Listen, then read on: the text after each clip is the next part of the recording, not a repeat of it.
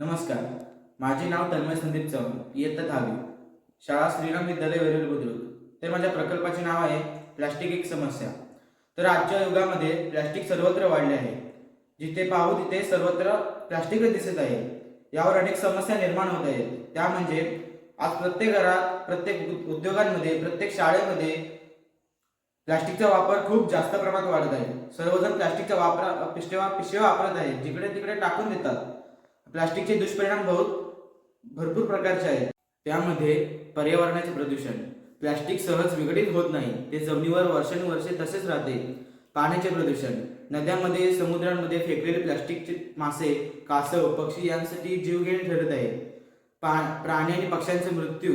अनेक वेळा प्लास्टिक अन्न समजून प्राणी खातात आणि त्यांच्या आतड्यामुळे अडकते, त्यामुळे त्यांचा मृत्यू होतो. त्यावर उपाय म्हणून प्लास्टिक बंदीचा कठोर अंमल केला पाहिजे. म्हणजे शासनाने प्रथम प्लास्टिक पिशव्यांवर बंदी घातली पाहिजे.